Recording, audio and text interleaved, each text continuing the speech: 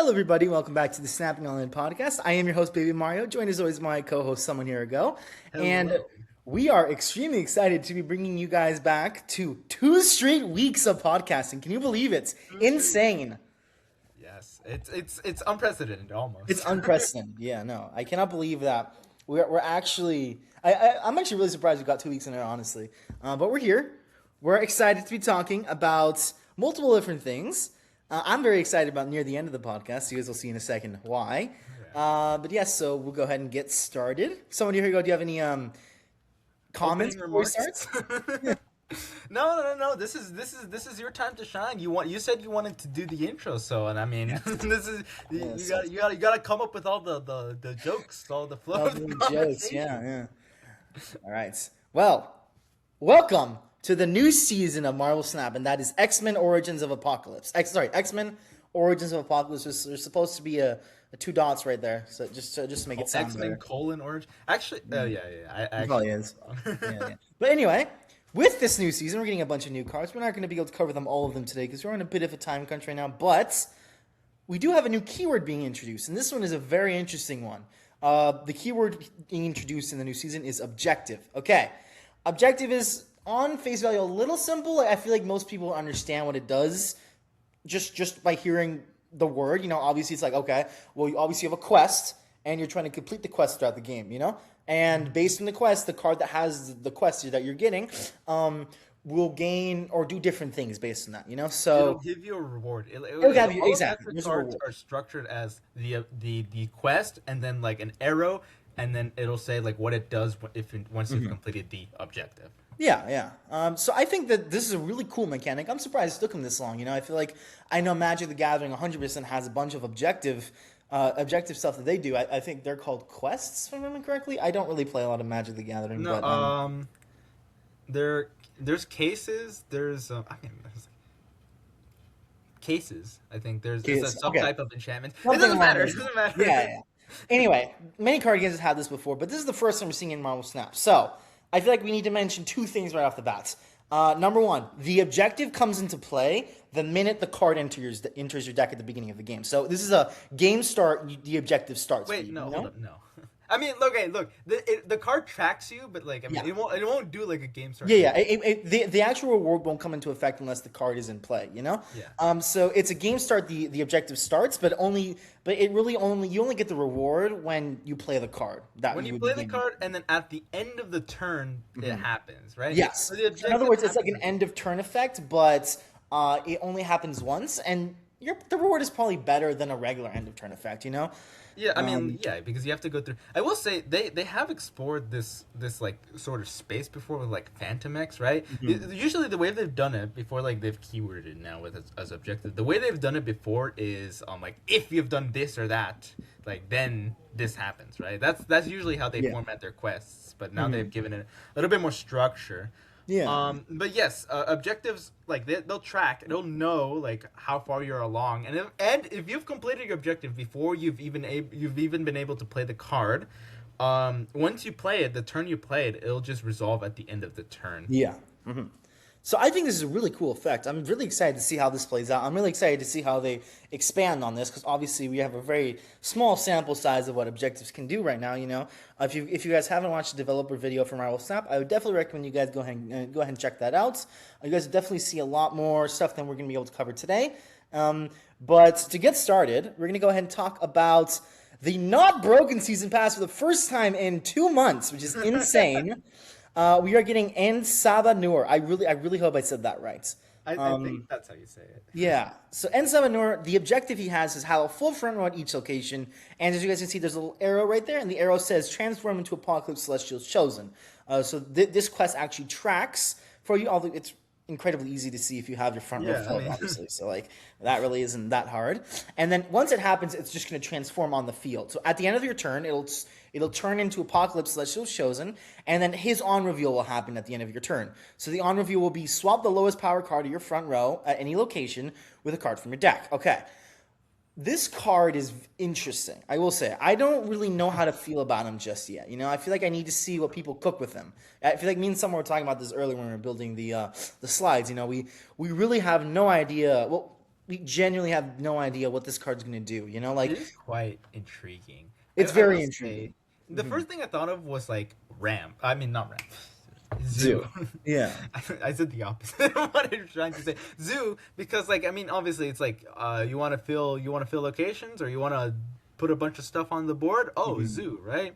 And you have Yeah. a bunch of little stuff, and then maybe you can get out like a your blue Gilgamesh. marble or your Yeah. Gilgamesh. Although I guess I don't know if it would be a good thing to get out your Gilgamesh early, but like I mean, again, you could hold this until like the end of the Turn 6. Yeah. until like turn 6 so that you know exactly Mhm. what's gonna Yeah. what's gonna come out, Something right? I really like about this card, actually, now that we're talking about this, I really like that you can control where like what card is getting transported. You know, like you know ahead of time, like okay, my lowest power card at each location is this one squirrel. You know, like this one squirrel has like 0 because of a location, and I know that that one is going to get swapped out for a different card in my deck. Well, I mean, it only happens at one Yeah, location. it happens once, but so I'm a If little it's actually squirrels, then you could be doing like 50-50 stuff. yeah Maybe not a good yeah. example.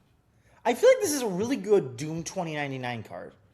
Actually, now that I'm thinking about it, because I feel like Doom 2099 really is like fills their locations really easily, and I feel like you want to swap out some. Like it's like you can play this in a Doom 2099 Yeah, but ramp do you package. like okay? So the Doombot is probably gonna be the lowest power thing. Do you want to Mhm. swap out a Doombot? Like I I don't. feel like if you're swapping in a Doombot, you're probably swapping it for something better.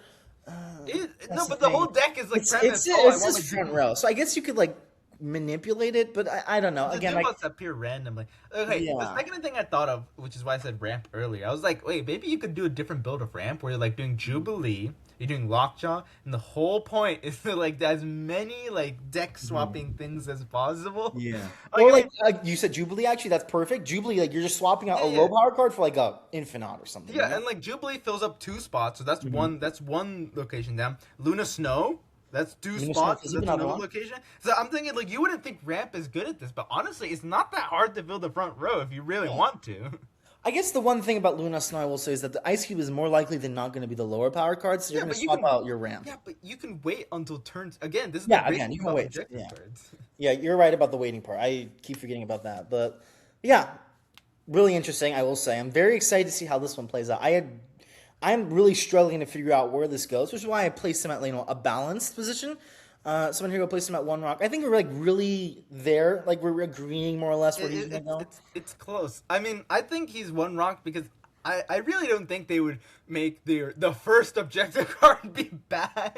Like Yeah. I mean, like a 4-8. Like if you do the objective, you have a 4-8, which is like a decent size, and like you're probably swapping out like maybe if you swap out a hood into something good, like it just looks like it's a decent amount of stats, and like all this needs is just one. Like someone needs to figure out a broken interaction or something. Yeah, Like yeah. and then it's gonna be good. So the one thing I don't like about this is that it doesn't specify swap it out with a higher power card. Yeah, just I think that's the one thing I'm a little iffy on. Like I feel like if this is like a blinkish kind of effect, swap it out with a card that's or blinkish effect that swaps out for power and not cost. I feel like that could be interesting, but I feel like that's like really easily exploitable. I feel like that's the one. Maybe it's not really because you need to fill it with a bunch of junk for it to work. So Yeah, I I mean, think like- if you swapped it out for a higher power card, that could be interesting. If you're doing stuff like with Jubilee, maybe you could like deck thin or something. If you manage to do some deck thinning so you can guarantee certain stuff, like I mean maybe there's a lot of stuff you can do with this. It's like it's very interesting and honestly probably a good thing this is the season pass because it invites a lot of creativity. Yeah, for sure. Very interesting card. So moving on to the Super Premium Season Pass card. This is Iska the Unbeaten. Okay. Iska. Iska. Iska the unbeaten. I don't know, honestly. So someone, if you go ahead and take this one away for us. You didn't give it this a rating. I just realized. Oh, yeah. Well, I'll just say you guys my rating right now. Yeah. So Iska the Unbeaten is a 4-cost, 3-power card with the effect of end of turn. If you're losing this location, double this power's card. Okay. Double this power. I don't really know how to feel about this one either. I think this is pretty good. Honestly, okay. So here's the thing about this. If you don't, if you'll just allow me to interject for a little moment. I know I cut Please you take off. it over. I know I cut you off, but This one, it's the same. I put it the same rating as in Sabanur, but I think this one is a lot more concrete on its power, right? I think I like this one's like I feel more. I feel it more clearly that this is probably one rock, and like maybe it has the potential if end of turn stuff is like really broken, then this could be like two rocks. But I'm good with setting it at one rock for now because what's the play pattern? You play it on turn 4, and presumably you play it into a location that you're losing, right? And that probably not that hard because on turn 4, your opponent is probably going to be playing something that is more than, unless you're playing like against Star-Lord or like, but most likely they'll be playing something that is more than 3 power. So you can on turn 4 easily this goes to 6 power, and then on turn 5. If you could probably do some shenanigans to like make this happen again, and then it's 12 power, so that's a 412. And then on turn 6 is like holy moly, you basically win that lane, right? Like if your opponent has to beat you by 12 for them to be able to win that lane. So it's like if this goes off twice, you basically win that lane, right? Yeah. I think it's like it's like the doubling is like, all doubles are pretty good, right? I think the thing is with this card is that the thing that reins it in from being like broken is that the longer you wait to play this, it like falls off a cliff, right? You playing this on turn 5 is so much worse. Playing this on turn 6, unless you're doing like specifically end of turn combo stuff, if you play this on turn 6, you're dead. Yeah, you're lost. You can probably combine if you have Athena down earlier, then you could combine this with a Havoc on 6, and then activate and absolutely win a location with Iska, and then the other two solo the other one, Oh yeah. I mean, although I will say like that removes sunspot possibilities, but like it is another tool for like Invisible Woman decks. I feel like this goes higher than Sunspot. You could really run both, and you have like two lines you can go. Although here's the thing, I will say 4 cost is a little bit awkward in end of turn decks. They're usually not like. Yeah. They usually want to be like playing like fantastic cards, maybe like the biggest cards. So maybe I don't know, but honestly, outside of end of turn decks, I do think this could be a reasonable card to be playing in certain decks. Maybe for sure. Maybe especially if you buff this. If you buff this to like, if you give this a 1 Gwenpool buff, it's like a 4/5. Holy moly! It just needs to double once and then twice, and it's like it's gone. You've lost that. I think that actually. My live rock rating is gonna be 1. I'm gonna do 1.5. We don't usually do 1.5. Rocks, bro. Okay, I'll do 1 rock, but I'm leaning towards 2. That's kind of where I'm at with the card. I feel like the potential here right next to it. Yeah. I feel like the potential here is like you have a card that can just win a lane automatically, and you just need to cover another one. I think that's my thing. I think this is a very good card. Actually, the more I'm looking at it, this is a very scary card. To be playing it's like it has the sort of like Viv Vision snowbally effect, right? Like once you get it going, it hard just to stop. Gets going. But anyway, very cool card. I think we're both on the same page. It's about. By the way, this is the premium season pass. Yeah, this is the premium season pass. Yeah, so it'll still be like readily available to a good portion of the player base. So the next card is Juggernauts. Okay, Juggernaut, Horseman of War is a 2/2 objective. Have 6 different powers among your other cards in play, and the result of that objective is +6 power. It's a little underwhelming, I will say. Yeah. I think the requirement's a little too difficult to get off, and like the payoff of like having a 2/8 is like okay, it's a 2/8, but at the same time, like there's the deck building requirements for this feel like it's too specific. I mean, okay, it's like here's what I'm thinking. I'm thinking like I don't think the requirement is all that difficult, but it is like it is something. It is meaningfully like you have to like actually make considerations. Yeah. But the payoff is just not there, right? +6 is like 2/8, bro. Like Sam Wilson's a 2/8, bro. Like what are we talking about? Actually, speaking of Sam Wilson, the more I do math on this card, the more I realize this might be a good card to slot into a Stomper list. Yeah, I mean, like, but you get multiple like is it a 2/8? Like, what are you replacing it for? I think you make deck building. You would deck build. What are you replacing?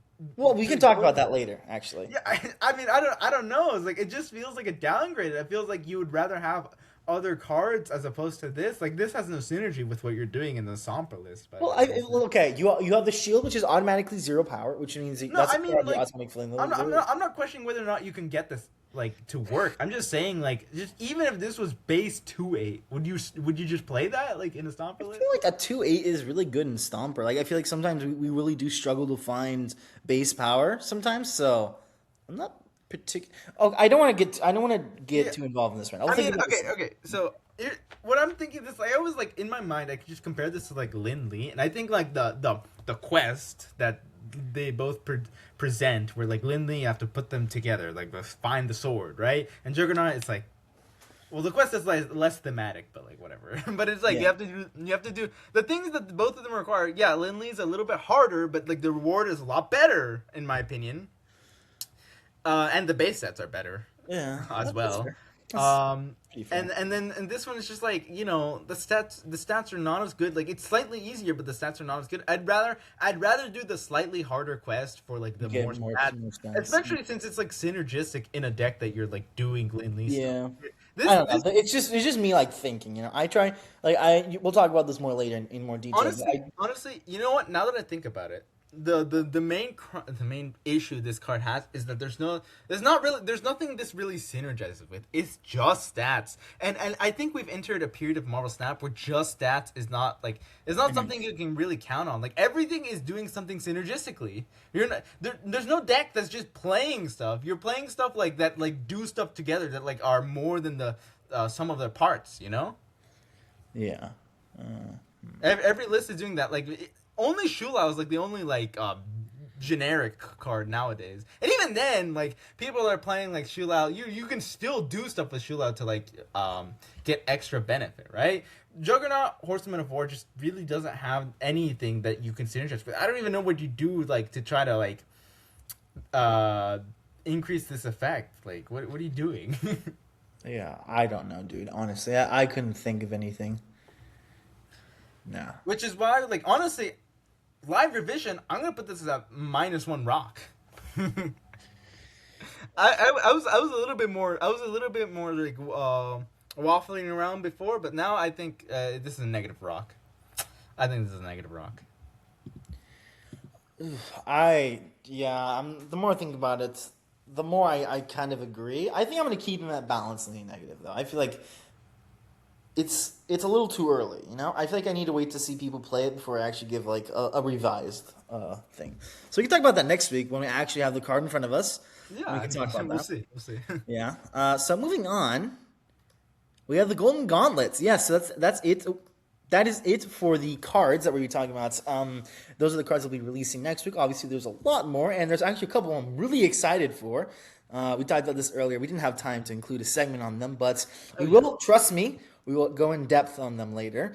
So Golden Gauntlet is coming back. I think it's this Saturday. This is upcoming Saturday. And it is kind of following the same Golden Gauntlet format we had last year, where we're going to have 3 or 4 qualifiers, which will lead into the World Championship, you know? I really like this format personally. I'm hoping to qualify this time around, I will say. And really excited overall, honestly. This seems really fun, and I think we could use this time to talk about what we think the top decks are going to be. You know, I feel like right off the bat, incredibly obvious one is going to be Shola Stomper. I despise that list personally, but it's, You're a man of honor, I see. Yeah, I'm a man of honor. Yeah, I don't like that card at all. I think I there's a little side tangent here before we continue talking about the cards. I think Shola needs to go down to +2. I know it's like, oh well, they don't do radical changes to cards anymore. Don't actually care. Just delete the card, okay? It's one or the other. You delete the card, or you give it +2. Dude, 5-4. 5-2. If you're doing okay, that, that's 5-2. crazy, bro. No, 5-2 is crazy. 5-2 +3 is fine by me. I will live with that. You know, because now he no longer has like the power to help in his lane. Now you need something else to help him. You know, and even then it doesn't really matter because you just Shola on Maverick, which No, okay, Maverick, but that would corral Shola to only being like doing synergistic stuff with like exactly. That's perfect. That's exactly what I want to see. No, but I don't want him to like immediately die from every other deck. I would like that, please. I would very much enjoy that. No, okay, it's nowhere near as like odious as like some other cards. Like I think it's points. Like it's points. You can beat points, right? There's no like special interaction this guy is doing that's like super crazy, bro. It's just points. Maverick?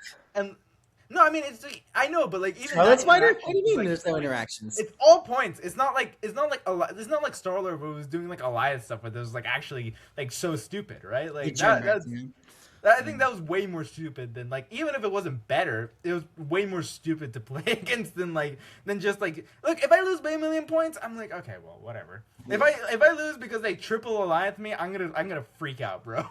Yeah, that's fair. That's pretty fair way of looking at it. So, anyway, moving aside from that, other top decks I think personally, we can talk. I'll ask someone in a second. Yeah. I think C3 is going to be a very good deck for sure. I feel like C3 is very well positioned. It has the tech cards to beat the top decks. It got access to Magus, which is a consistency piece. Even if it isn't like great, it's a consistency piece. I did hear Driwallo talked about. Yeah. I saw him say something where he didn't think it was like that much of an improvement. Yeah, I feel like it's just like consistency. It's better than Lockjaw. That's kind of what I'm getting at here, you know? It's just better than what Lockjaw would be doing, which I think it's fine, you know? I think that I just don't like C3 playing again. Again, like I feel like the two top decks are like decks that I really don't like playing against at all. I think we'll definitely see some Star-Lord combos. I feel like they're gonna be a less prevalent just due to the fact that everyone's gonna be running Cosmo and these other tech cards. It's like the sort of like Mr. Negative thing, right? Yeah, yeah. Everyone's gonna be teching for it, you know? Unfortunately, I don't have high hopes for Mr. Negative. I'm kind of scared. I'm not gonna be able to participate in this qualifier. I have a scheduling conflict on the very day. But I will say I'm kind of scared for Mr. Negative, like in general for this. I know like the amount of people that play Mr. Negative in these like, qualifiers are like already very few, and so like I'm just scared for those people's lives, bro. It's like Mr. Negative is just not having that great of a time nowadays. Yeah, for sure. This could be a terrible. I think this is gonna be the worst of the qualifiers. Airsham. You can't forget about Airsham. Airsham. Right, you can't forget about Airsham. No, Airsham is gonna be. Imagine Airsham's always been in tournament settings. But again, going back to what I was saying earlier, I feel like this is gonna be the worst of the qualifiers by a long shot. Just due to the fact that we have obviously broken combo that people. Just there isn't really interaction against, you know, like they usually drop priority on turn 6, which means that you're very unlikely going to be able to hit the what is this thing called, the Shadow King, and you need to predict them with a Cosmo. Like you need to, and they also know you have Cosmo because there's open deck list. So like if they know you have Cosmo and they're going to predict that you're going to play Cosmo, it becomes a 1 in 3 at that point, you know, unless locations help you in some way. Like it becomes a whole lot harder to be the Shola player. Just if you know they have a Cosmo, they'll probably like maintain priority, right? Like, maybe they'll lose some cube equity, but like in that case, like I wouldn't risk it, like personally. Yeah. But, like, No, again, it's just really well positioned throughout. It has a tech for everything it needs to tech against. I really scared about that deck, I'm gonna be honest. But yes, that's fun. Very excited for this one. Considerations we need to think about, because I know there's like usually like the meta's like it's never that like what's it called? It's never that closed, right? Yeah. Even like with Shola being like in every deck, like I mean, I'm sure we'll see a fair amount of destroy, right? Like I'm sure that'll be a thing. It destroys it happens all the time.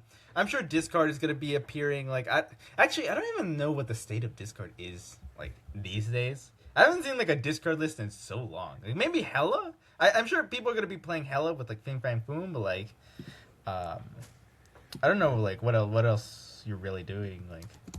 What's the play? What's the deal with Discord? Has anyone heard about Discord in the last month? Nope. I don't think so. Yeah, Discord's not very good. So maybe Discord doesn't appear. I'm sure we'll find some like different move lists. Yeah, definitely. I just HYDRA Stompers is just good. No, but like I'm sure some people are gonna bring like big move. I'm sure someone maybe. Ramp, I don't know. Ramp. We can't forget about Ramp. Ramp either. I know it gets like outclassed by like Shola. Well, Shola, but like also by like a Star-Lord. Like for a moment there, it's like, why even bother doing Ramp stuff? You can do like infinite energy with like Star-Lord. But I'm sure like now that Star-Lord's been nerfed, that like there's a little bit more room for Ramp. I'm sure it's some percentage of people are gonna bring ramp. Yeah. Cerebro, we already talked about that. Do you think any other variations of Cerebro? Do you think anyone's gonna bring like C2 or C3? No, I feel like if you're being Cerebro, you bring C2. You bring C3. Yep, for You have C4. access to Cosmo. You have access to Mobius if you really want to bring Mobius. You have Oh, access to. please, guys, don't bring Mobius. You're gonna waste a spot in your deck. I promise you won't face a negative. I promise. I mean, you have access to Magus. Again, I know people aren't all that high on him, but like, come on, Magus, you Lockjaw, and Baku. You have access to stuff like the newly buffed Nightcrawler and stuff like. That one is actually like a real. I don't know about Mbaku, bro. Like I don't know why you said Mbaku, but like And Baku, like you automatically fill a board spot if you don't draw him. Nightcrawler, I think, is more important in this case. Yeah, Nightcrawler is definitely more important. But anyway, you know what? Jack Flag works in C3. Yeah, that's very specific. It's like it's the Captain Carter interaction all over again, right? Yeah, the Captain Carter interaction. The Jack Flag isn't as good, I guess. Like it doesn't increase power as much. Yeah, for sure. Is there anything else we're missing out on? I think so on the Golden Gauntlet. No. I mean, do you have any contenders for specific people that are gonna win? Any what? Sorry. Any specific people that you think are gonna make it far? Oh, I don't even know who's competing right now. I haven't looked at like the list of people that are. What are you gonna bring personally? HYDRA Stomper. But like. We'll talk. Well, actually, I had the list on the next slide. Oh, you have the list. You have the list. I have the list written down on one of these slides. So okay, we'll talk about that in a second. Yes. So anyway, we're gonna go ahead and hand you guys over to our past selves to talk about the live OTA reaction. Yes. Let you guys know a little secret. We might have just getting a bit of a spoiler with Magus, but like. Come on. Yeah. You've been mentioning Vegas. I mean, every one of you who's listening to this probably already knows. Like, I mean, you're just watching this to see our live reaction. Exactly. Yeah. You're just there to watch us lose our minds, kind of thing. But anyway, so moving on to live reaction, and we'll see you guys in a second.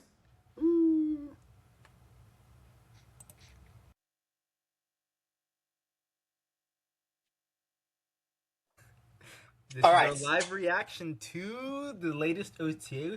This means that we haven't seen anything at all. Welcome, viewers. We have to lie about it. Our absolute best to not look at any information. Do not get spoiled. Dude, it's been a struggle. We were talking about this right before we started recording, but I've had to not be on YouTube, not be on Reddit, not be on any social media. I had to not look at Discord because every single time, like the moment I turned on Reddit, I just saw like the first post was literally balance up, and I immediately had to close Reddit. Same thing with YouTube, and I'm like, oh my gosh, yeah, it was bad. I had to like delete Discord from my phone and just not touch my computer the entire day. It was that bad.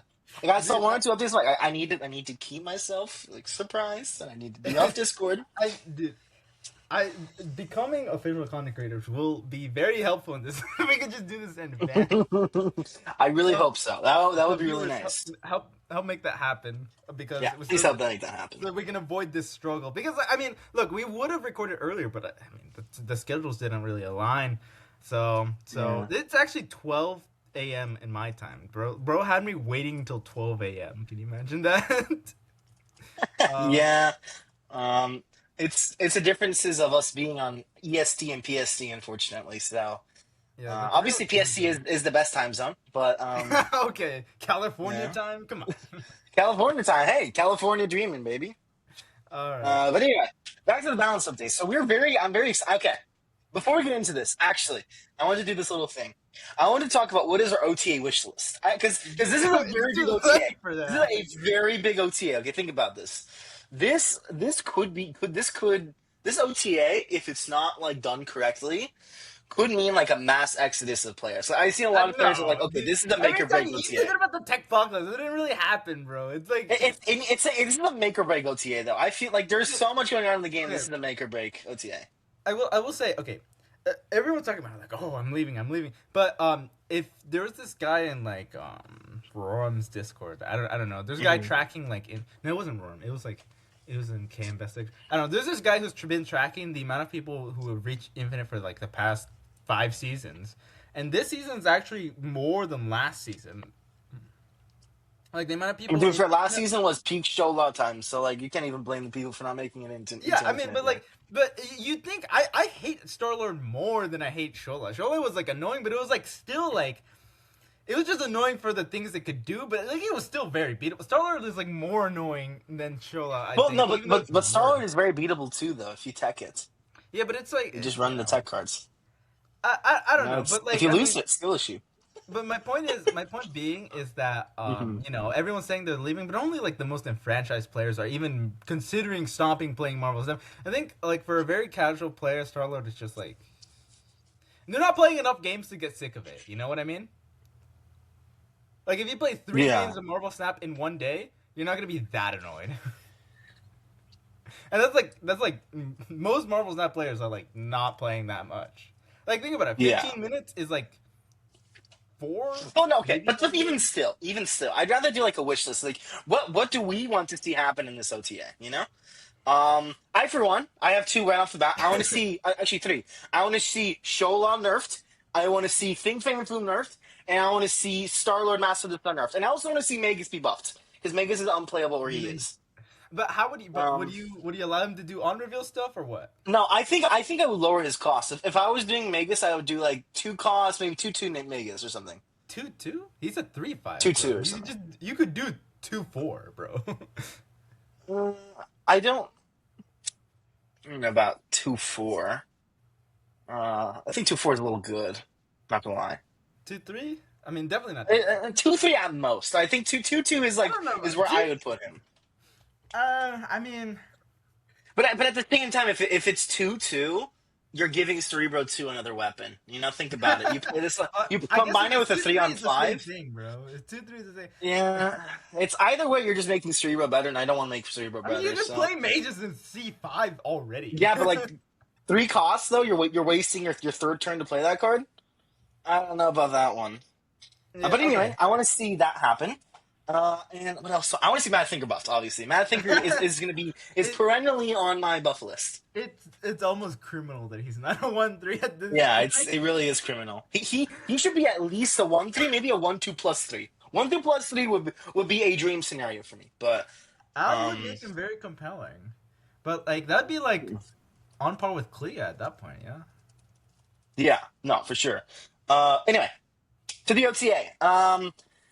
So Let's get started reading. I'll start. yes. Balance update February 26th. I'm trying so hard not to like reveal. I'm just like, okay. Hey everybody, today will be a fairly quick one, but we expect some large shakeups. We'll be trimming some excess strength from our ramp package cards, including Star-Lord, Master of the Sun. Woo! Everybody clap.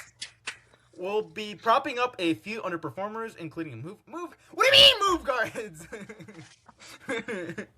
A popular server edition and mages. Okay, so you're right on the mages thing. Okay. Who has proven to be a little too difficult for most folks. All right. Yeah, Let's makes get sense. started. Star-Lord 4-5 to 4-3. Nice. Okay, Woo! I like that.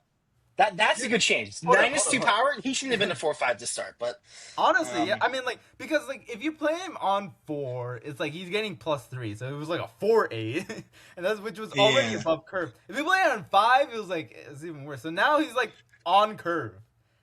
now On he's curve? an on curve 4 drop. Yeah. Which Yeah. gives you like a billion power to work, billion energy to work with. So okay, this is a change. I feel like that this change does enough. That's like okay, now you can't rely on Star Lord. I think actually this does a lot against Star Lord. You know, because Star Lord does want to be. Star Lord wants to gain priority on 5 after Arnhem Zoling, so then they can Goliath or Juggernaut or like a Yeah. bunch of other stuff. You know. So this actually does a lot against Star-Lord, you know? Because it removes the possibility of an Goliath, you know? Because Goliath is like a big part of what this deck wants to do. You know, you want an Goliath plus plus Asma in the They final can turn. still You know? get Prio. Like, you know? Obviously they can still get power, but it's a lot harder now, you know? You know, they need to like extensively dedicate power to 2 lanes. I will say though, people were playing him in negative before. Now he's a negative card. Get out of here! Get out of here! Run him out of the building. That is Look, terrible. if I he goes hate to you. 4-2, I'm gonna be really looking at him. How are you not looking at him? How are you not looking at him when he's a 4-5? I don't understand Look, that. he was good, but dude, you can't. You have to draw a line. You have to draw a line somewhere, okay, man. You have to draw a line You have somewhere. to set boundaries, okay? I'll play negative, but that thing. Oh no, that thing is a little too out there Star-Lord for is me. worse than negative, okay? Okay. Yes. Negative has been better for longer than Star-Lord has. So I don't want to hear negative is worse than Star-Lord. No, I Sorry. mean Star-Lord is worse. Like It's more to play cringe than against. Star-Lord. It's less fun to play against Star-Lord than it is to play against Mr. Negative. That's my. That's opinion. not true. I think it's That's true. not true at all. Sure What? it is. Dude, That is terrible. Dude, it's everyone to hate. Nobody liked the Star-Lord meta, okay? Like, there has never been a negative meta. Even the times when negative has been the best, like, it's ever been, it was still not negative meta. Like, it was still, like, the second or third best deck. So, like, that's why Star-Lord is, like, if negative was the best deck, everyone would hate to play it. Like, I mean, I would like it, but everyone else would hate it. Well, no, even Star-Lord isn't the best deck in the metagame, though. That belongs to Shola Stomper, though. But it was for a second there. Like, and like, for like a second, everyone remembered that Shola existed again, and then immediately got, like, it's like a tier 2 deck. I don't think it's tier 1. Yeah, tier 2, and people still hate playing against it. Can you imagine? Yeah, because it's just really degenerate to play against. You know, I hate playing against and I beat it more often than not. It's just really degenerate to play against it. You know? Yeah, more degenerate than Mr. Negative. All right, that's not true though. And therefore, we can move on to the next card. Oh, Eliath, 6'8" to 6'7". Oh man, I'm not gonna do the thing, and you better not do the thing either. You know what? I don't think this is like deserved, but I'm not crying over this. Whoa. Okay, this is bad. Eliath?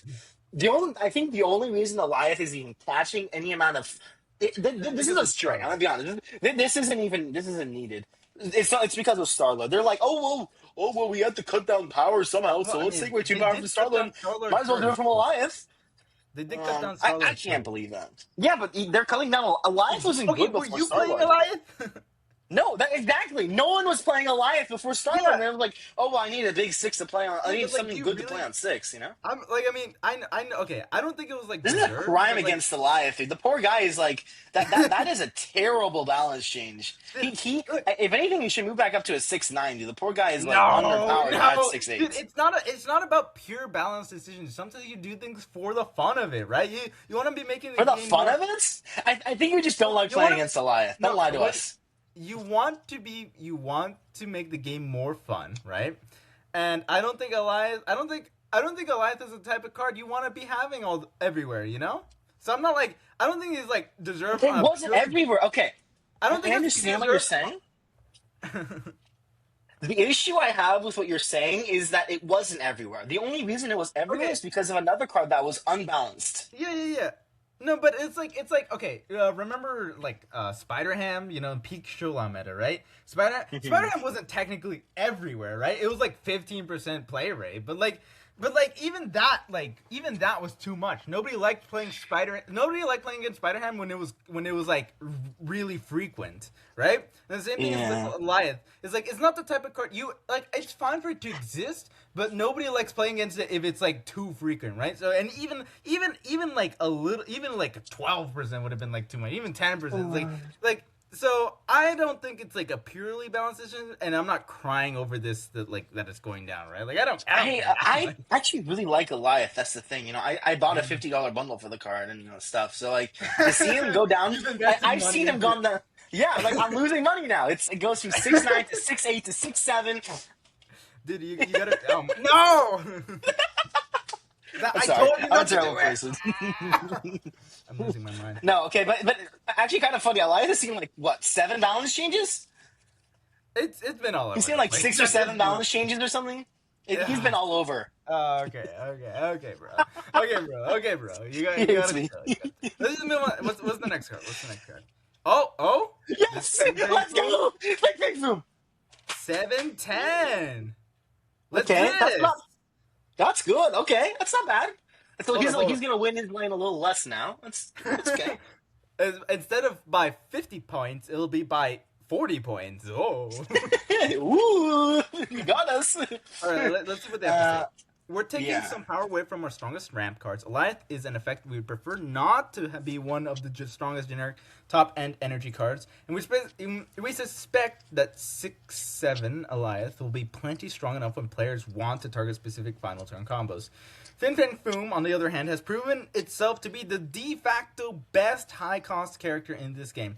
Some of this is by design, a 7-cost card that requires ramping instead of some other deck-specific energy cheat to play. It necessitates a powerful output on the game to make the opportunity cost worthwhile.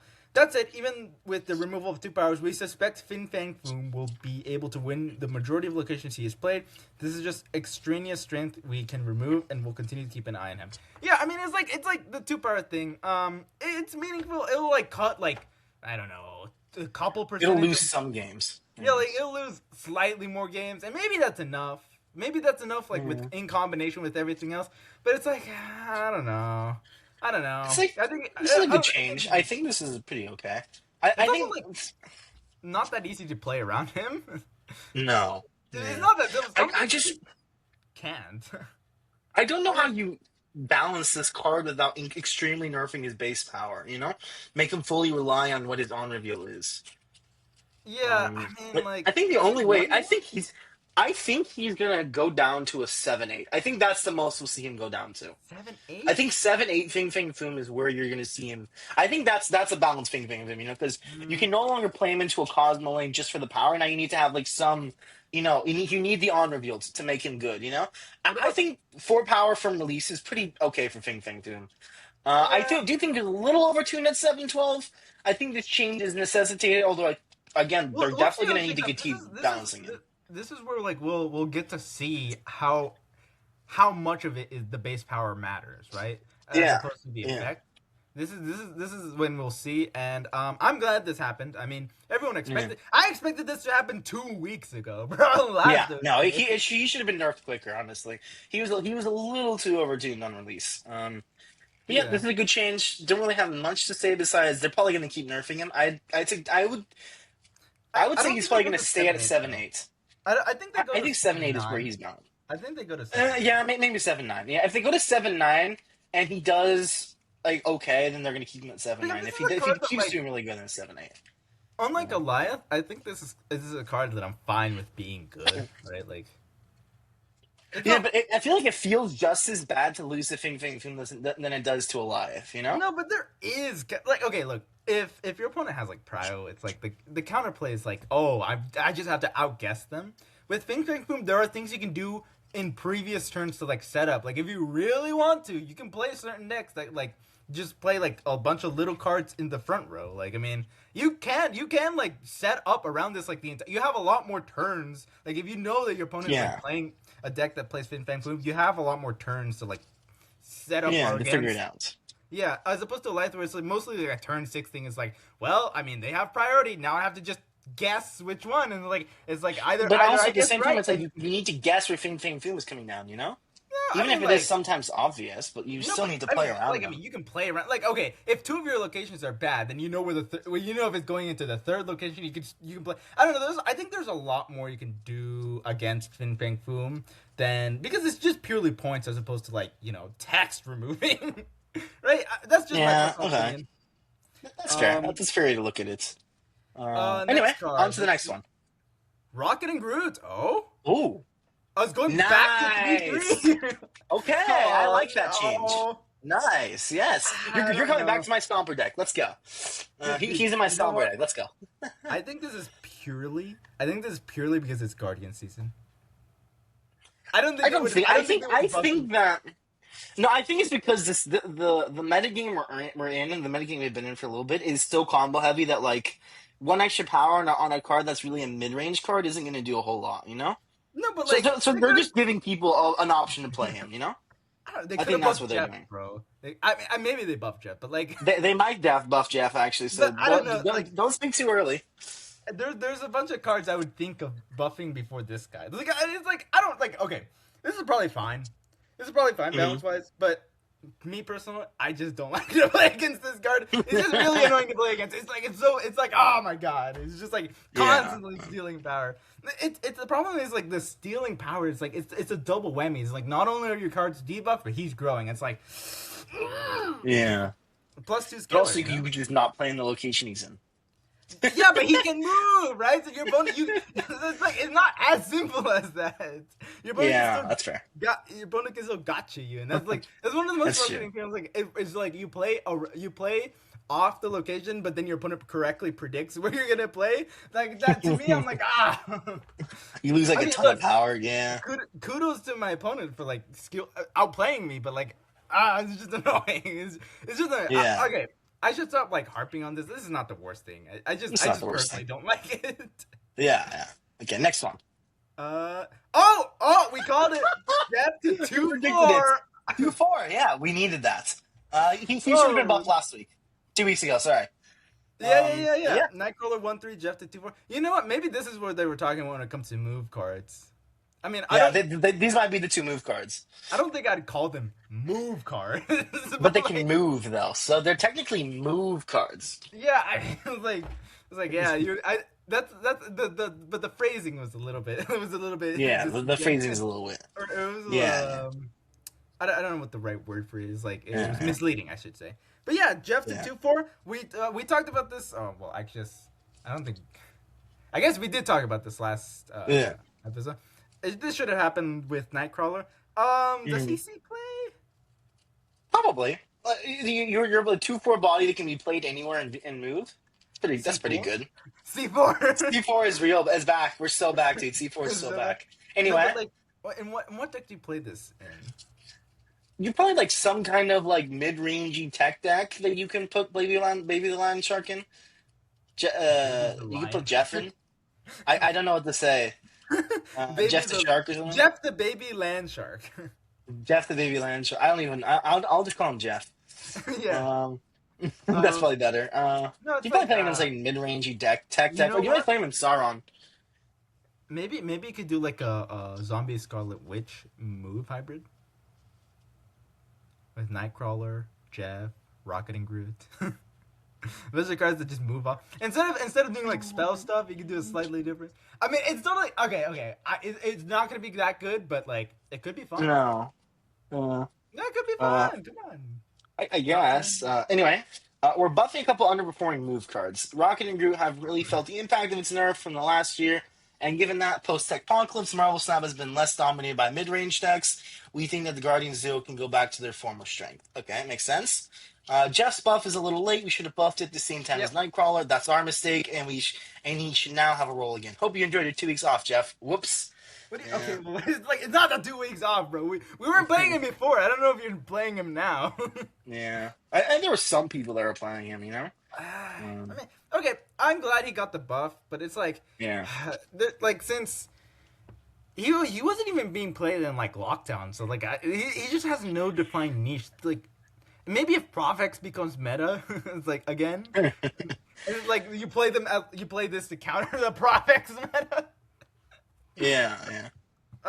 Let's see. Are there any else? Oh my gosh! Oh my god! We were just talking about this. Holy moly! They just did 2 and 3. We literally decided on 2. I won't lie. I actually saw this change beforehand. Okay? No way! You were leading me to believe like you were coming up with this on your own. But actually, funnily enough, this is a change. I was actually thinking about the OTA because I got a ping from Discord. I'm like, okay, that's the OTA. And when I was walking back from what I was doing, I was like, I feel like if they move Magus to a 2 cost, he'd be perfectly okay. So I did actually technically predict it in my mind, but okay. I mean, likely story. It is a likely story. I know it's a really likely story, but that's actually what happened. I was like, okay, he can probably move to a 2 cost. I said 2/2 in my head. I was like, he could be a 2/2 and stuff. I mean, I didn't expect 2/3. I'm not scared of mages. I mean, I'm scared of Cerebro 3 now. I'm gonna be honest.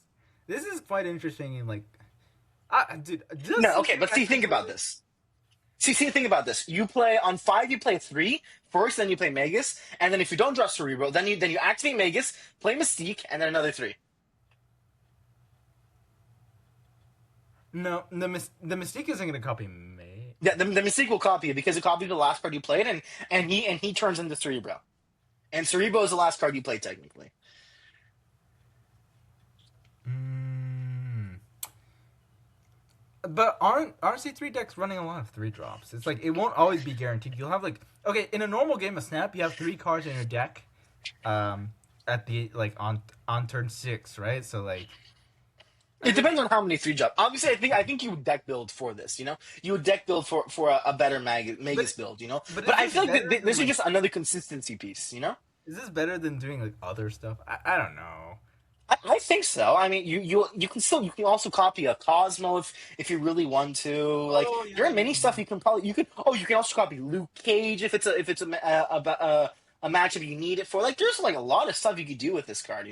I think C3 is definitely using you it. just said 2 3-drops, which is like diluting the amount, the chances that you. But like I'm saying that you have options. Like you can be like, okay, my number one, I could it's Cerebro enabler and stuff like. You want it to be targeted, like if you know it's gonna hit this one specific thing, that's when it's at its best, right? Okay, well, what if you just run those 3-drops, and then your chances of just having one 3-drop in the end, your deck at the end of the game is really higher. So that's another one. Well, okay, you're running Mystique as well. Okay, so that's 4 3-drops, and then that's him 5, and then you have 6, you have 7, so you have 7 other cards, and there's Nightcrawler, one of them. Then you have a couple 2-drops, maybe a 4-drop if you're really going. I don't think you play a 4-drop though in Series 3. We really play like maybe Bastion, but I don't think you're playing Bastion. You're playing like a couple 1s, maybe 2s. It's probably just 2s and 1s, bro. Like, but I You don't probably play think a bunch of 2s, 1s, and then this guy, and then 3 3s. I think honestly, the place where he's probably the best now is like Tribunal. But even like Tribune, I mean, I just see him fitting into like combo decks. Like I don't know what I would do actually with this card. Wait, maybe actually. Now that I'm thinking I about guess it, he's just a lot more realistic now. I will say he has like a lot more things you can do with him. I will say. Could this be?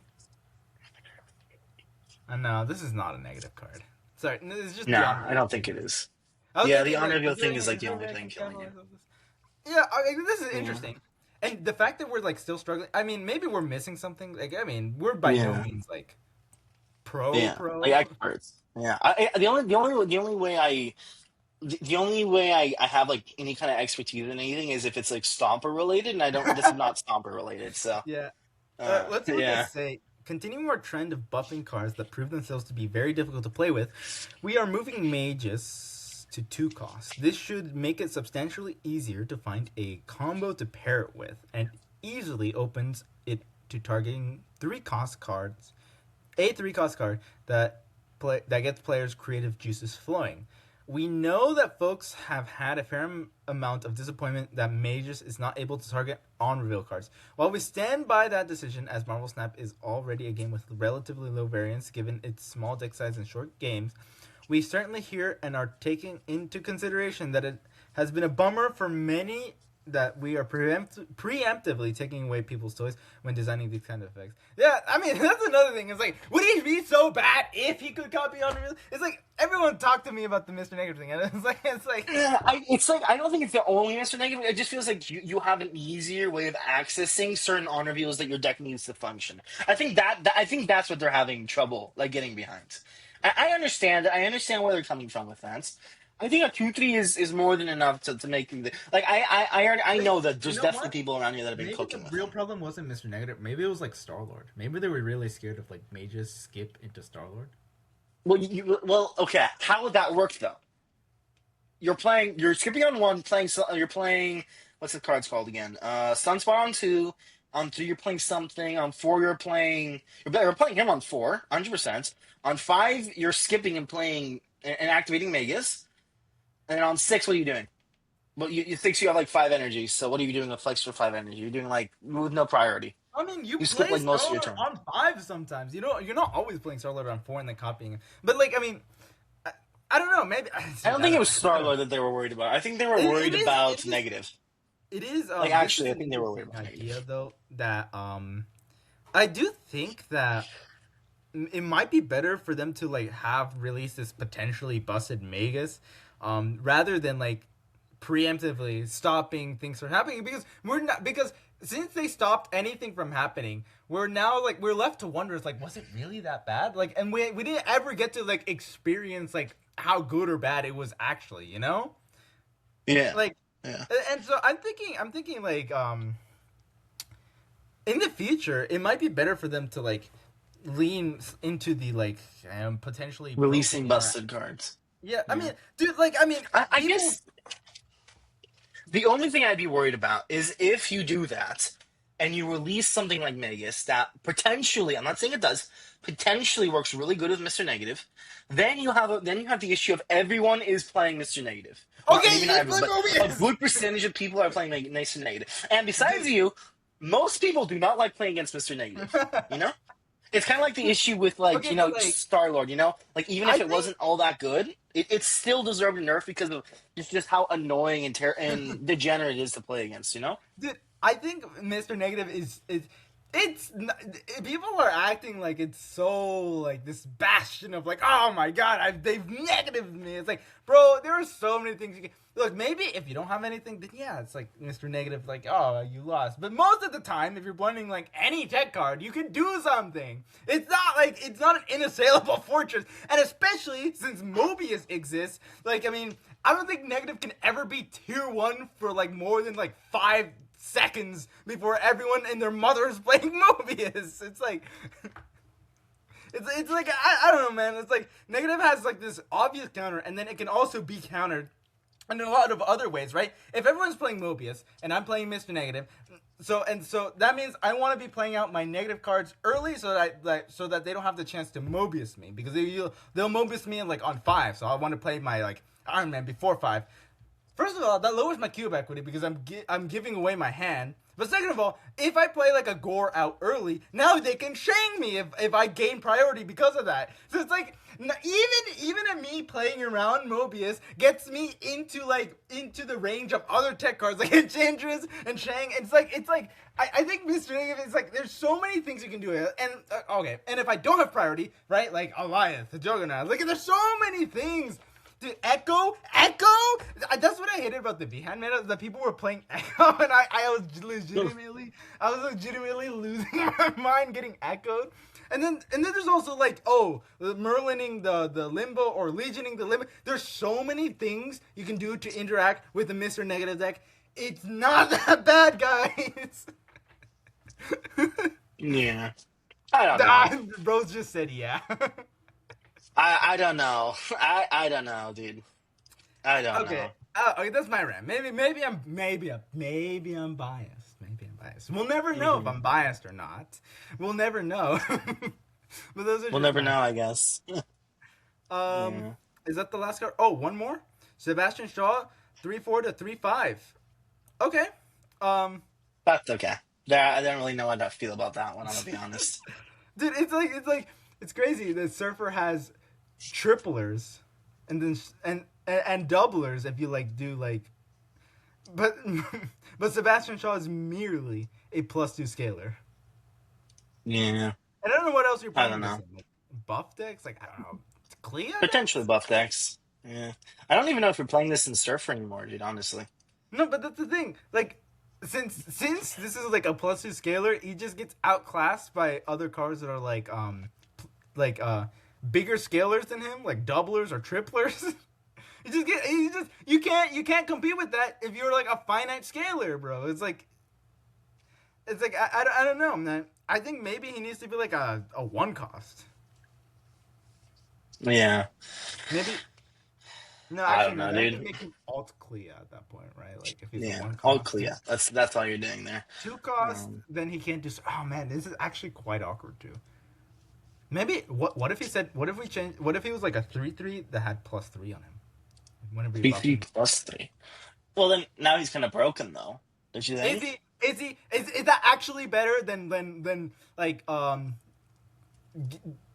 dude, Brood is a triplet. If you play Brood, he triples the amount of power that would however much you buffed him. I don't know, Captain dude. I Carter feel like is he's a just a really hard card.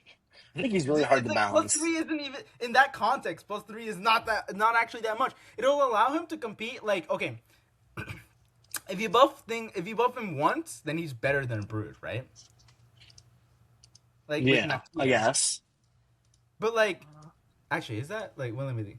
Right now, if you buff him with Nakia, he'll be 3-6 plus 2, 3-8. A Brood is Brood is a 3-9. No, you see right now, if you buff Shaw and Brood with Nakia, Brood is more power. That's the problem. Yeah, I think that's kind of, I don't know. I don't know how you would balance the card. I'm gonna be honest. Honestly, I think he needs to be like +3. Genuinely, it's like that's the. I'm Plus thinking about three. this. The more I think about it, the more convinced it is. Like it has to be like +3. He has to be able to compete like with small levels of buff, because like the more you buff stuff, the better it is to hit other targets rather than invest in Sebastian Shaw. Because Sebastian Shaw is he's only ever gonna get like an additive amount of big rather than a multiplicative amount of big. You know, you get me?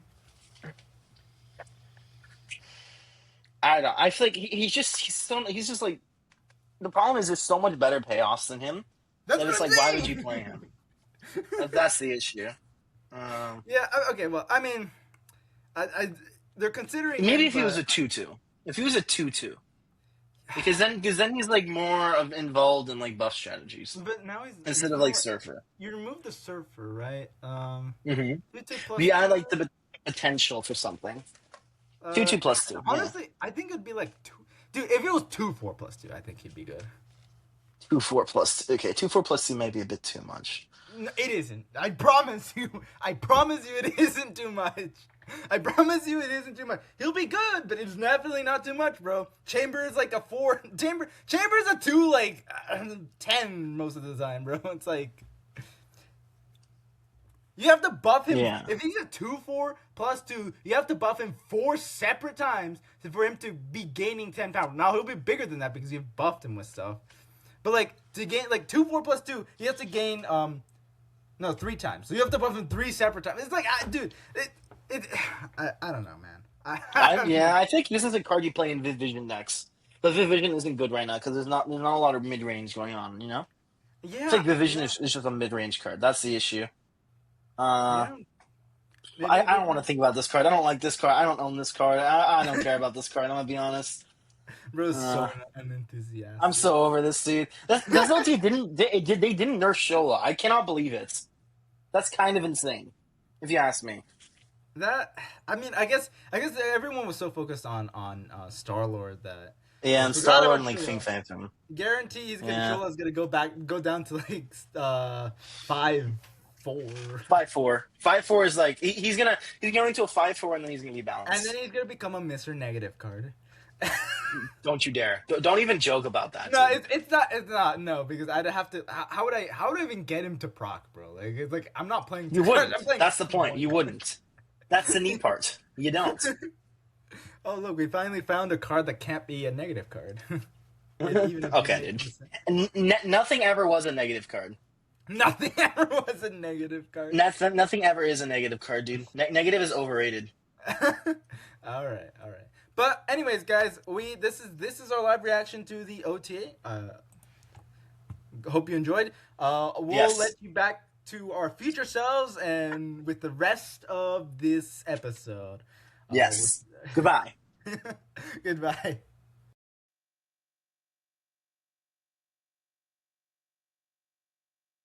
Hello, guys, and welcome back to the Snapping Island podcast. I hope you guys enjoyed our live reactions. We each knew was about our like, live one reaction. change. It was a live reaction, but like we kind of knew about some changes beforehand. No. I didn't know anything. Okay, well, I knew about at least one of them. Okay, I'm sorry, but anyway, we're moving on to probably the best segment of today. We're gonna be talking about Hydra Stomper. Yes. So for many episodes now, you guys have probably heard me talk about a lot about Hydra Stomper. Like, oh, is this working Hydra Stomper? Like, especially in the Spider season, I talked a lot about Hydra Stomper. Because that was like really when that was my peak enjoyment of Hydra Stomper. Yeah, that was like the peak of my Stomper era. I'm still in it. I still love Hydra Stomper. I really only play Hydra Stomper right now, but I feel like right now I feel qualified enough to talk about it because I have a couple of pretty good finishes on ladder using Stomper decks. Over the past 3 seasons I've been in Infinite. 3 seasons ago I finished top 30 worldwide. 2 seasons ago I finished top 150 worldwide. And then this last season, although it's not over yet, I could still fall a little bit. I am currently ranked top 90 worldwide. So, of course, it has a little bit of decline, but it really has a lot more to do with me playing a lot less recently, just due to school stuff and stuff. But, overall, I do consider myself a bit... I feel like I have enough knowledge on this to, give advice on it. So on the topic of Hydra Stomper, who is Hydra Stomper? So Hydra Stomper is a 3/3 ongoing +1 power for each time one of your cards move this game. Okay. This is a really cool card overall, honestly. A little bit of a backstory. Hydra Stomper actually released the week I started playing the game. So that's definitely something that, I really enjoyed Move way back then. I really enjoyed, I could do, this cool stuff with, Heimdall, obviously I didn't have access to Torch back then, because you're playing with Series 1 and Series 2 cards, but, I really liked, all these, these, cool moves, I can move a bunch of cards, maybe get a really big Craven with that and stuff, so Hydra Stomper is really a type of deck that really resonates with me, I really like the playstyle that comes with it. I also, I find the noise he makes when you move stuff around really satisfying. Dude, you told me this earlier, and I was thinking about it. I was like, that can't be that. It's not, I think it's really satisfying. I remember the noise, bro. It's like I have it ingrained in my mind. I have to be fair, I have most of the noises that all these cards make ingrained in my mind because I play them all the time. I just whenever I think of Hydra Stomper, I think of the noise he makes. I just think it's really cool and all. But anyway. Back to the matter at hand. I'm now going to go ahead and move on to the core cards. What is considered part of a core Stomper deck. So as you'll see right here, I have a screenshot of six cards I consider to be part of the Hydra Stomper core. First one is Batroc, second is Craven, third is Sam Wilson, fourth is Silk, fifth is Hydra Stomper, and sixth is Hellion. Some people may not agree with all of these. I feel like the only really one that people disagree with is Hellion. I feel like some people really don't like Hellion and some people really do. I was going to say, I don't know, I'm actually not sure if, the top lists are playing Hellion. Yeah. So there's a different reason for that. I'm going to get onto that actually later on. But the reason, so actually for a while I was also in a similar boat. I didn't really believe in Hellion. I was shown the error of my ways by a top player called Derek. He made me put Hellion in one of my lists once, and I've never looked back since. I'm going to quickly explain why I think Hellion is core. Hellion just really elevates the floor. That's all he does, honestly. If you're not Hydra Stomping all over the place, you don't have your batch, if you don't have your lead, if you have just a Craven on the board, and maybe one or two other cards, like a Hydra Stomper that's at 3 power, you've done nothing, then Hellion just gives you so many options. You just lie about where all that power is. I know it's not a lot, but all of a sudden your Craven is now at least 5 power, your Stomper is 4 power, and it can move all into the same lane. Or they could just stay where they are and you could Juggernaut a lane. So Hellion just opens up so many different play lines with certain cards and certain tech cards. If you have a Negasonic that hasn't been procced yet, then they don't know where the Negasonic is. So I feel like Hellion is really good about lying where your power is, and it really helps certain tech cards be really good. You think of Cosmo, you have a rotating Cosmo now, which is why you see these combos of Madam Web and Cosmo be so good. It's just you don't know where the Cosmo is. It could be middle where it's supposed to be, or it could be over there in the left lane, or it could be in the right lane. So basically allows you to do the Cosmo snipe thing, but multiple turns in a row, right? Yeah, not just the turn you play it. Exactly. I feel like that's why Hellion is so good. Because you lie about where your power is, number one. You lie about where your tech cards are, number two, and number three, it's just 5/8 really good base power. And you're not usually doing stuff on 5 besides Hellion, Maybe you have a Cannonball if you have a Mercury set up beforehand, but, you can also just play Cannonball on 6. You're not really pressed to play Cannonball unless you're playing specific lists that want to do other stuff on 6, which I just think Hellion is a really good card. Some people do cut him for other stuff, and I will get onto those later on, but I think overall Hellion is just really good in the core. I feel like I'm also going to go ahead and talk about 2 other cards that are really important in the core. Actually, what make the core, Batroc and Sam Wilson are the 2 most important cards besides Hydra Stomper in the actual deck. Without them, you're not going to do your Hydra Stomper thing, You're not going to be able to get these big numbers, because there's a reason that people call the high roll of Hydra Stomper getting the Batroc and the Sam Wilson turn 1, turn 2. Because you're moving 2 cards a turn, which is +2 power on Hydra Stomper. You're getting +2 on Batroc every single time. So Batroc's scaling every single turn. Craven is also scaling if you have a Craven down on 3. Craven is scaling by +4 every single time they move into his lane. And then Sam Wilson is also scaling by 2. So, like, your entire deck comes together if you have the lead open, you know? And that is, like, the lead. That is, like, I am going to snap on this, you know? And what's really important about this is also the snap equity, which is I'm a little bit of a side tangent, but also really important to this deck. If you snap, so what I try to do when I have the combo, I play them on 1. I play Patrick on 1, Sam Wilson 2, then I snap. If I snap, and my opponent either snaps back or stays, I assume Mercury exists.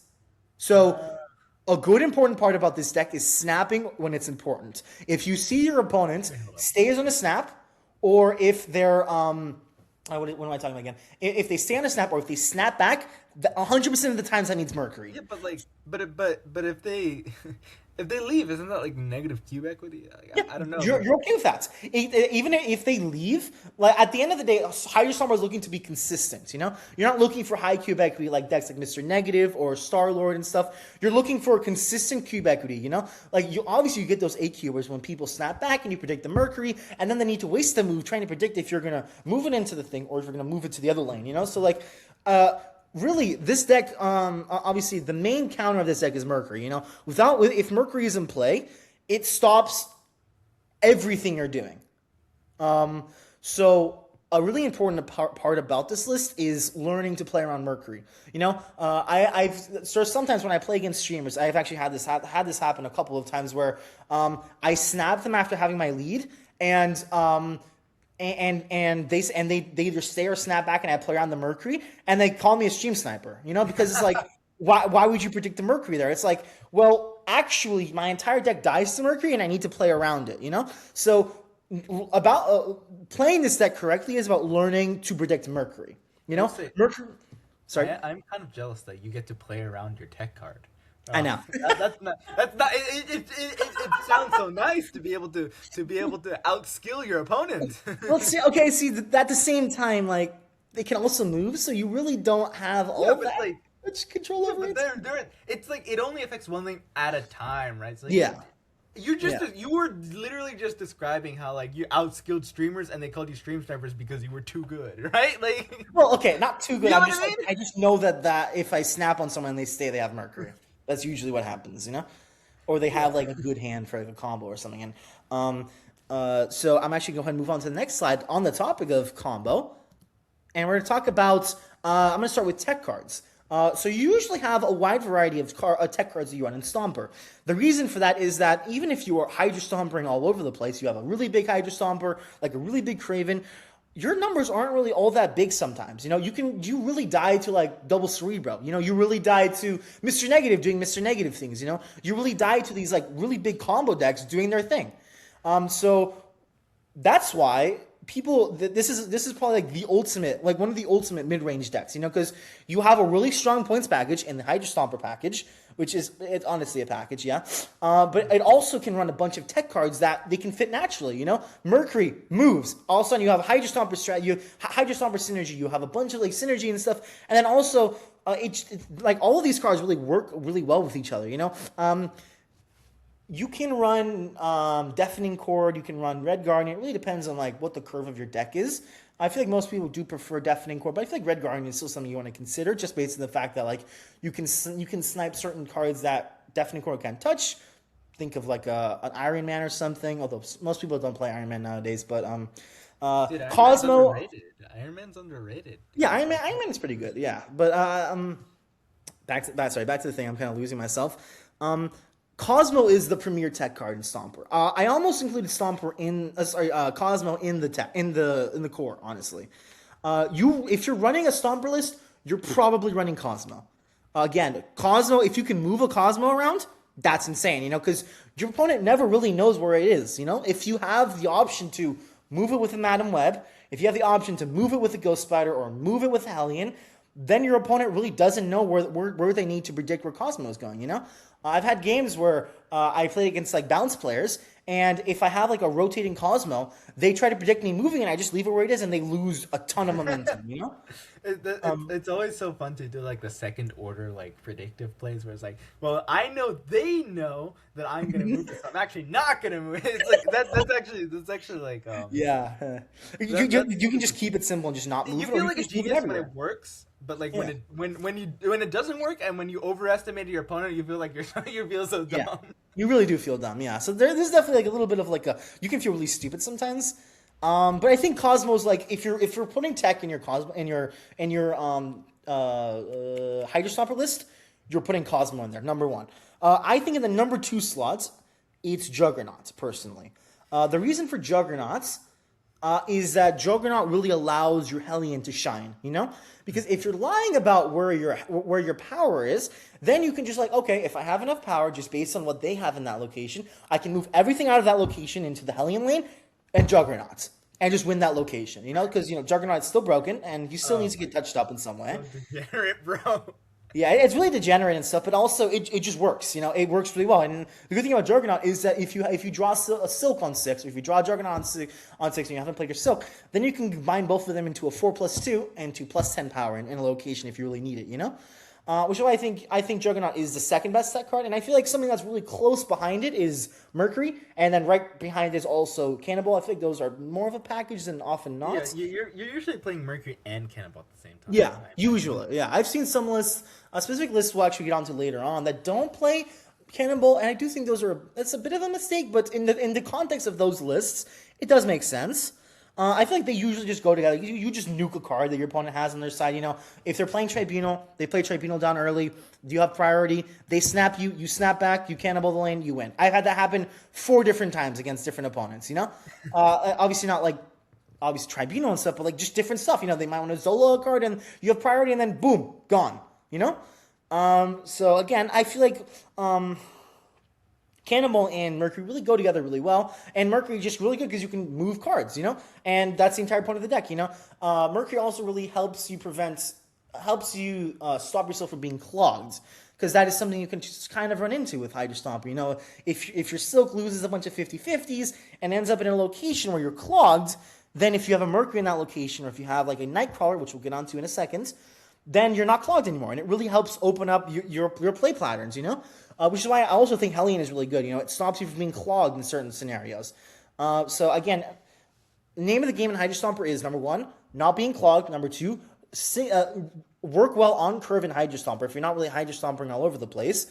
And number 3, just do its job, you know, like not need a secondary thing to do it, you know, because Mercury is still a tech card in and of herself, even if you don't have Cannibal, like it's still rotating for power, it still stops your opponent cards from moving, which can be really helpful in like certain matchups, like especially mirror matches.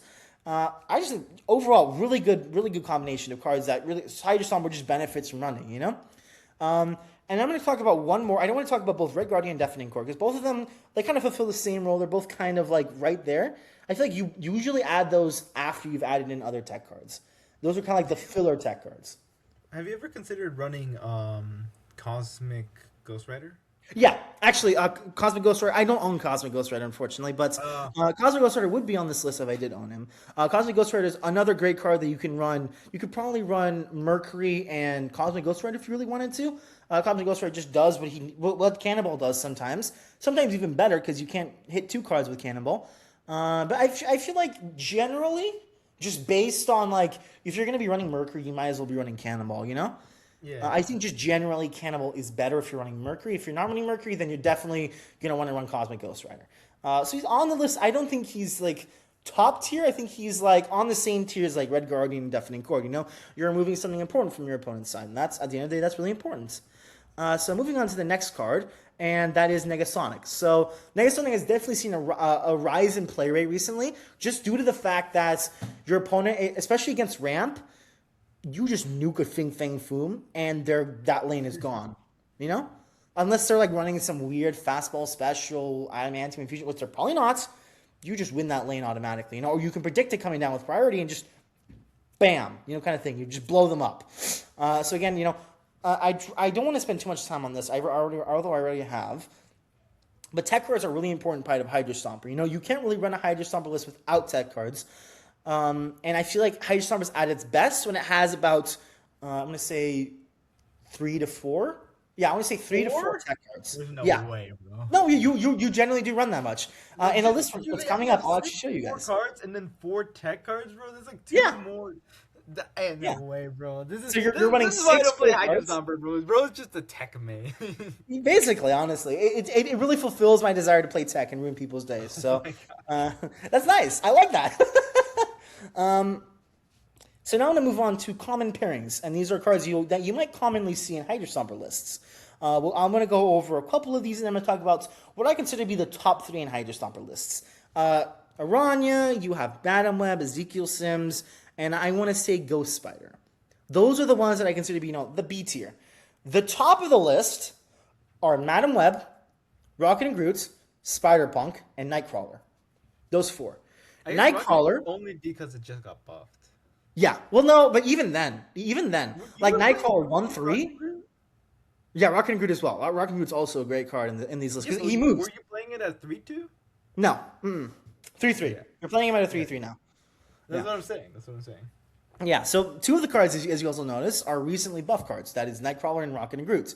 Nightcrawler's honestly, he should probably be core. I considered adding him into the core, but like there are some lists that don't run him. I feel like every list should run him, honestly. Go ahead and take him out of common pairings. He should be a core card. I really did mess up in that. Yeah, Nightcrawler adds... I don't know, Hydra Bob? Hydra Bob just does what Nightcrawler does, but a lot worse. Even if it is one more point of power. One more point of power? Look. Maybe you can do something with like the snapping part. I mean, the snapping is like... it provides an interesting element, doesn't it? The issue is your opponent can also control it. So you really don't have 4 power in a location. You have 4 movable power out of a location that your opponent can control, Yeah, but... And I think that's why Nightcrawler is just better than This is another thing. You just plan around their snaps, you gotta be great. Yeah, skill issue if you can, But yes, anyway... Nightcrawler should definitely be core in this list. I feel I didn't include him because he's a little new, and I want to let the dust settle. I want to see if he's consistently run in all of my lists. But as of right now, I'm running him in 99% of all my lists. I'm gonna be honest. He's just extremely good at what he does. He's movable power, so you're lying about where your power at a location is, even without Hellion. You can really it's just good. It's just a generically good card that just happens to fit into what you're doing, which is moving. I could not give you a reason why this isn't a good card in Hydra Stomper. I just can't think of it, Rock and Groot, obviously, it's a 3 cost. You have to maybe build a little bit more around it. Spider-Punk is the same and stuff. So it's like these other cards are a little harder to build around and stuff. But Nightcrawler should be core, honestly. After I see how he does in the Golden Gauntlets, because I'm definitely bringing him into the Golden Gauntlets, I will let you guys know if he's core or not. Really good card, honestly. I feel like most lists are just running him just as a generically good 1-3 that can move. Yeah, that's honestly all I have to say about him specifically. Rocket and Groot, Spider-Punk, really good cards. They afflict. If you're Rocket and Groot, if you're smart and you predict what your opponent's going to play, you can really just get insane amount of value with him, And since he moves and stuff, he's just really good. I don't know if you guys know this, but Mario really likes to predict what your opponent is doing, what his opponent is doing. Yeah, I think you've used the word predict 50 times.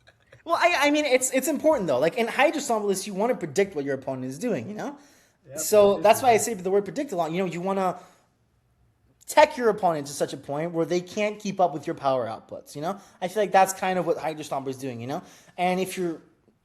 Let's be honest. If you're nutting, if you have the perfect combos every single time, and you just have 1 or 2 tech cards, like a Cosmo in hand, you're more often than not going to win, unless you really screw up in where you put your power. I mean, so if your opponent also has their combo, If they have their combo, then you just tech their combo, and you win. What if they dodge your tech?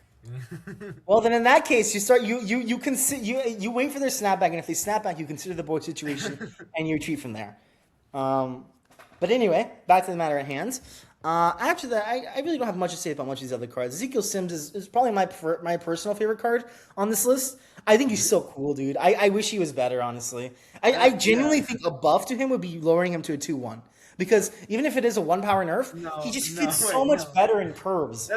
That's never worked in the... Look, that's the only time that's ever happened where nerfing the power on a card has, increased its ability is like Green Goblin. Okay, but you need to hear me out. Everything else, it might have bigger or lower effects, but look, 2-1 is a nerf. It is a nerf. 2-3 would actually buff this, right? Like, and it might not seem that way, but like. So the reason I'm saying 2-1 is a buff is because in the list you want to run him in, you have a 2-power card usually. So you go from a 2-power card to a 4-power card to a 6-power card to an 8-power card, which is Hellion. So if you Hellion the location he's in, he jumps out of the location, then you have an 8-power that rotates. No, but like 2-3 would be a buff. He just wouldn't be played in like Hydra Stomper lists anymore. No, he wouldn't be played in Hydra Stomper, and that's kind of like I want him to be played in Hydra Stomper lists, because that's why I bought him. I bought him to play in the Hydra Stomper lists. But yes, so I'm gonna go ahead and move on to the next slide, and this is an important slide. What do we not play in Hydra Stomper? Okay, we don't play Vulture, we don't play Dagger, we don't play Sparky, we don't play Human Torch, and we close to never play Heimdall. Okay? I want to put that out there because I've seen... Huh? Yeah, you don't play normal move in Hydra Stomper. There are two completely different things there, okay? The reason for that... the reason...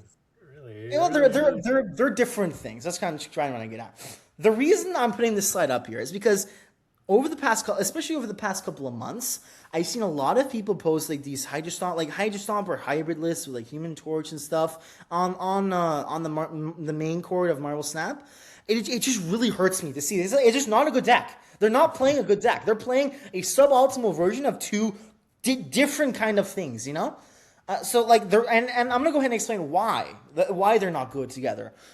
When you're playing regular big move, you're trying to buff one specific card. You're trying to move one specific card a turn. That being Human Torch, and then you tech your way with like a Cosmo or like a Heimdall or something for the other way. And that is what you're trying to do the entire time. In Hydra Stomper, you're moving a shitload of cards every single turn. You're moving a shield, maybe a silk and stuff. So like, if you're spending your energy moving cards, you don't have energy to move a Dagger. You don't have energy to move a Human Torch. You don't have energy to place down a Sparky when you'd rather place down a Craven. You don't have energy to place down a Vulture, although maybe Vulture is a little unexplored, but I just think you just don't have the moves for him. You don't have enough cards that move in and of itself, You want these cards that by themselves move on their own, You want these self-sufficient cards. You want cards, again, Spider-Punk, like Rocket and Groot, that just have that one move to them that just really helps the deck, Like, you don't need to spend, you don't need to spend a Ghost Spire to move them, although you do sometimes just because it's a nice little juke and stuff, and it's a good use of a move. But, like, I don't know, dude. I do not think these are viable strategies together, and I've seen many people that agree with me. I'm also gonna go. Now that Jeff got buff, are you considered playing Jeff in Hydra Stomper? So I considered it. The problem is I don't own Jeff. Number one. Number two, I would consider it. The issue with that is how does he fit into the curve? It's just a generic 2-4. Gets buffed to a 2-3. You can play Jeff. I don't know. I think Nightcrawler is just better than what Jeff is doing. Just like one less cost, one less power only. It's like pretty good trade off. Whenever Prof-X meta comes back. When the Prof-X meta comes back. Don't you worry. I mean, I think if you play a Prof-X kind of Stomper list, then you could 100% play Jeff, and that's probably what you're going to do most of the times. But I think overall, Jeff is not well positioned for Stomper specifically. I'm gonna say that with a grain because I don't really know. I haven't tested him. I don't own the card. Now obviously you guys heard me talk about this a little earlier, but you guys heard me say most of the times not Heimdall. I am right about that. You most of the times don't want to be playing Heimdall.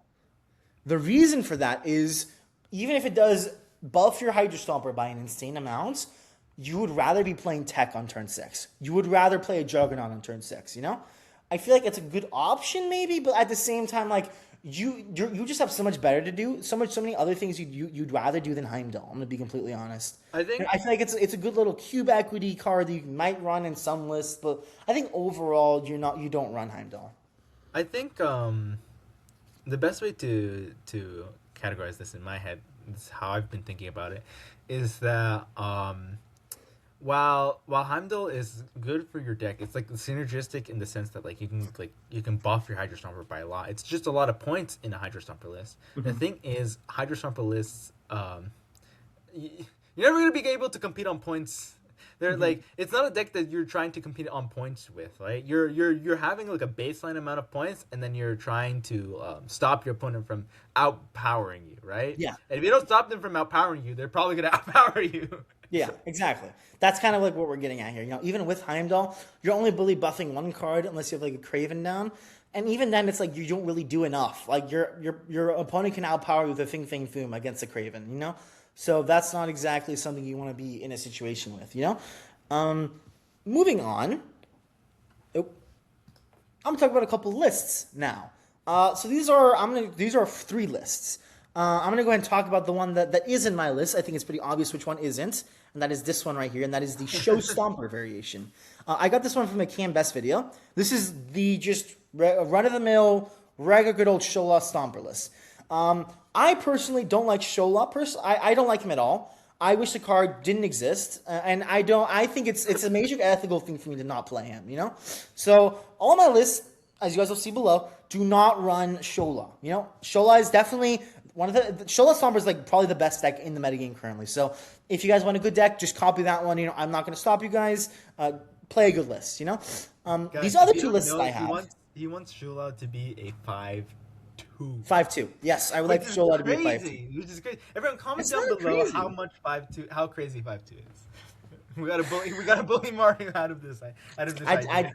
I think 5-2 Shola is perfectly balanced. But anyway, I'm gonna talk. I want to spend less time talking about that one than I want to talk about the other ones, because the other one, that other one is like, it's obvious what it's trying to do. You guys have seen it. You played against it a million times. You've lost against it a million times. I want to talk about the ones that I've built, the ones that I have fun playing. You know, and those are the Stomper main list, and then the Darkhawk list that I have. I'm gonna start with my main Stomper list. This is the one that I used with some variations here and there. This is You skipped too far.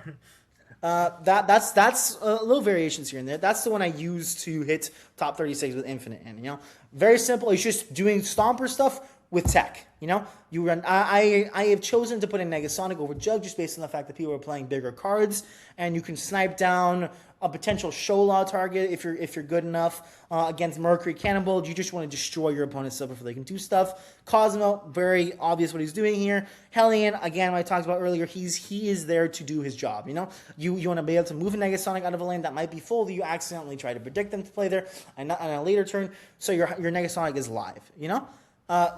Very simple stuff what this trick is trying to do. I think it does struggle a little bit when you're not stompering.